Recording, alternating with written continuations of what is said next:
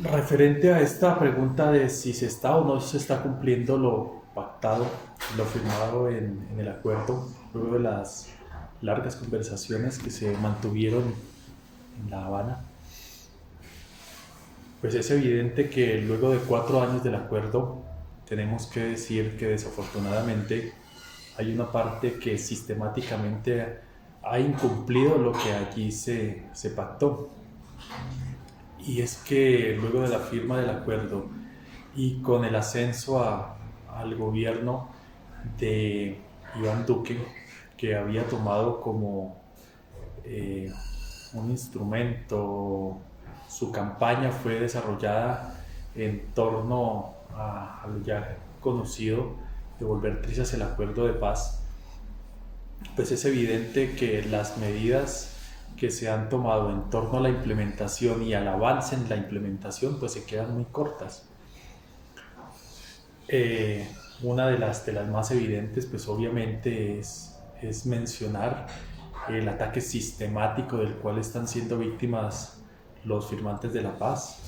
234 asesinatos muestran que evidentemente aquí se está constituyendo otro genocidio político contra un movimiento surgido de un acuerdo de paz. A finalizar la década de los 80 y comienzos de los años 90, pues ya se había vivido un genocidio también de otro movimiento político surgido de un acuerdo de paz como fue la Unión Patriótica. Entonces, frente a ese tema podemos decir, por ejemplo, que hay un incumplimiento en el acuerdo frente a la no garantía de las condiciones y de las medidas necesarias para la supervivencia de los excombatientes que se reincorporan o se están tratando de reincorporar en los diferentes territorios, en lo social, en lo político, en lo económico, pero sin ninguna garantías de parte del Estado colombiano. Las instituciones no están prestas a garantizar la seguridad. Eso es lo que muestran estos 234 asesinatos. Si uno se pusiera a especificar casi que punto por punto, pues lo que se ve en los avances es mínimo. En el punto de reforma rural integral no se ha entregado hasta el momento una sola hectárea. Bueno, para ir más allá, no se ha entregado un solo metro de tierra que permita a los excombatientes desarrollar una serie de proyectos productivos en los diferentes espacios territoriales de capacitación y reincorporación. Muchos de los firmantes de la paz que allí en estos espacios están desarrollando sus proyectos productivos, pues obviamente lo han hecho es mediante procesos de autogestión, pero no necesariamente como se había acordado en el acuerdo de hacer pues obviamente un apoyo eh, más desde la institucionalidad a estos proyectos. Como la reforma rural integral no era pensada para dar tierras a los excombatientes, sino obviamente en la redistribución de la tierra que fue eh, robada, porque es que no hay otro término, durante más de 54 años de conflicto. De esto tampoco se ve un gran avance. Sí, por ejemplo, en el primer punto es poco lo que se ha avanzado. En cuanto a la reforma política, ha habido algunos pequeños, pero se puede decir que ha habido, por ejemplo, avances. Uno puede mencionar, por ejemplo, el estatuto de la oposición, que fue gracias al acuerdo de paz que se logró implementar luego de 25 años de, de estar planteado como tal. En la participación política, pues es evidente que se ha generado un espacio en el Congreso con las curules, pero pues de ahí no ha pasado a más. La reforma política se planteaba, era como la generación de un nuevo espacio, fundamentalmente en la creación de espacios democráticos. Eso no se ha logrado. Es evidente que Colombia necesita las instituciones que reglamentan la vida jurídica, lo electoral, pues obviamente requieren de una transformación.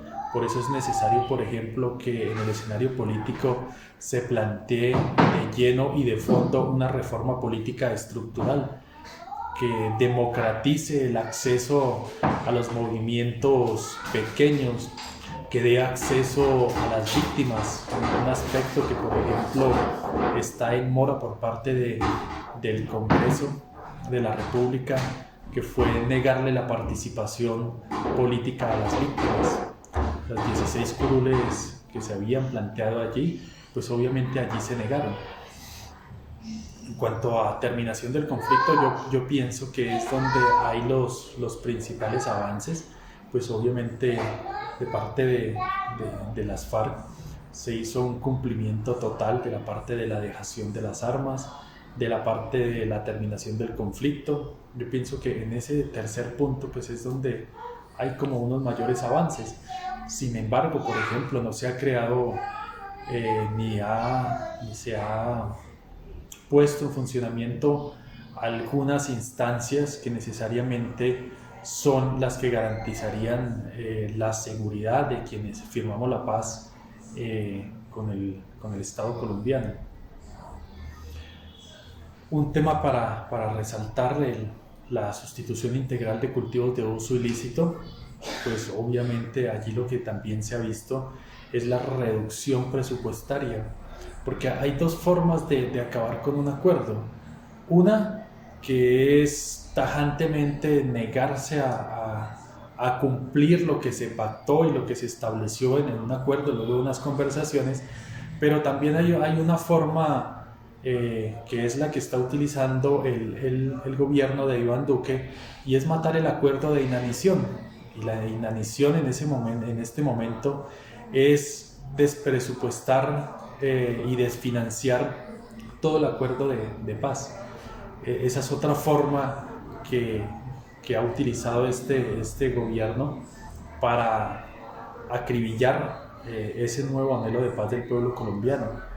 Uno puede decir que frente a este tema de el PENIS, que es el Proyecto Nacional de Sustitución de Cultivos de Uso Ilícito, pues hay una desfinanciación total en los territorios, y no solo la desfinanciación de ese programa que pretendía la sustitución de los cultivos ilícitos, porque ese problema no puede ser solucionado, y así lo ha mostrado la práctica, de que la utilización de las vías militares o la erradicación forzada, pues necesariamente esa es una política que ha sido contraproducente contra la naturaleza, pero también es una política que lo que muestra es su fracaso total durante su implementación durante casi dos décadas.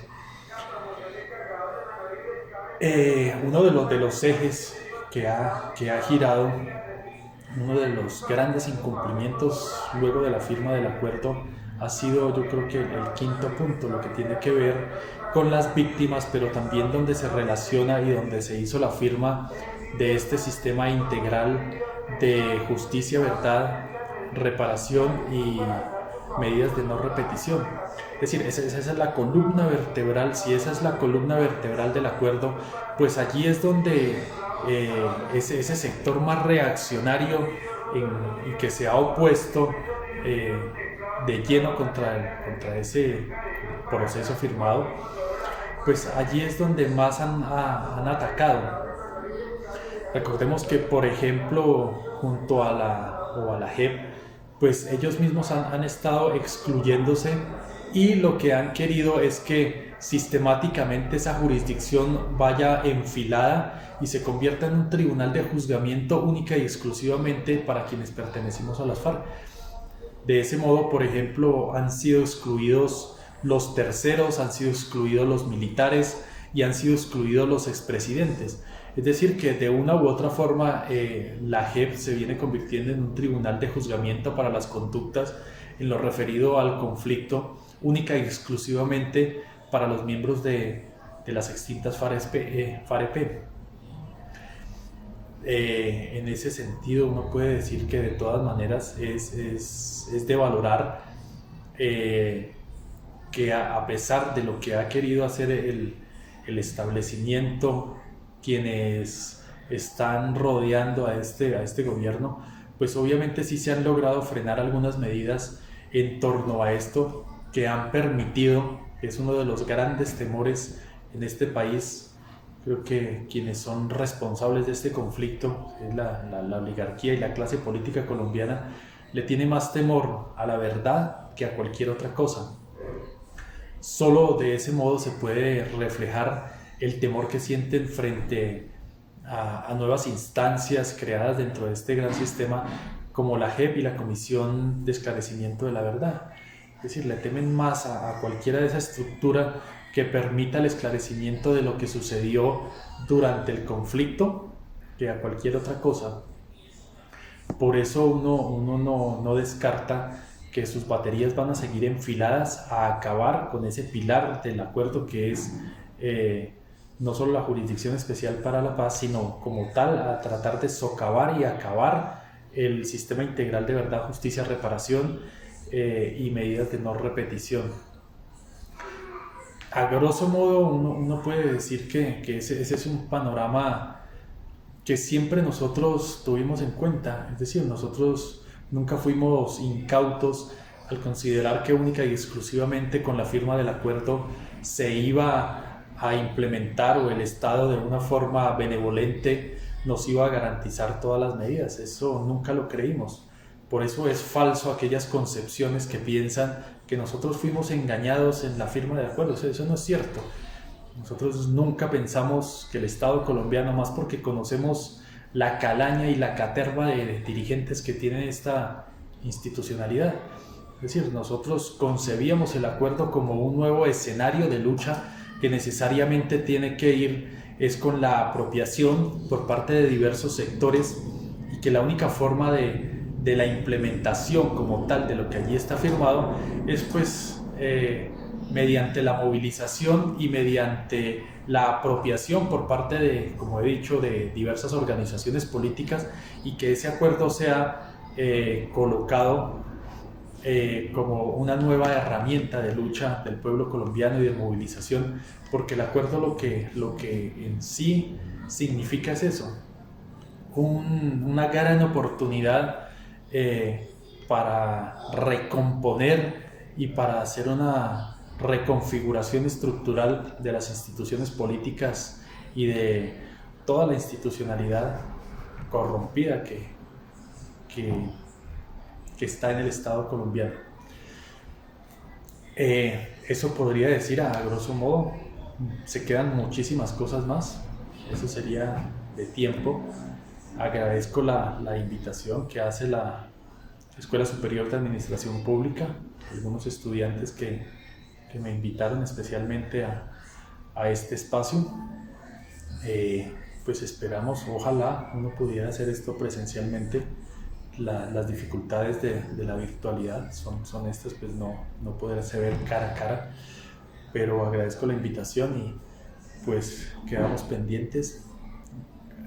Un último mensaje es que frente a ese panorama a veces que suena tan desalentador, quienes firmamos la paz podemos decir con toda la convicción del mundo que esas dificultades no hacen más que fortalecernos. Nosotros estamos plenamente convencidos que la firma del acuerdo fue una necesidad. De ahí que seguimos plenamente comprometidos con este acuerdo y con la construcción de una paz, pero una paz con justicia social y una paz que genere nuevos espacios democráticos, políticos, de oportunidades para el pueblo colombiano.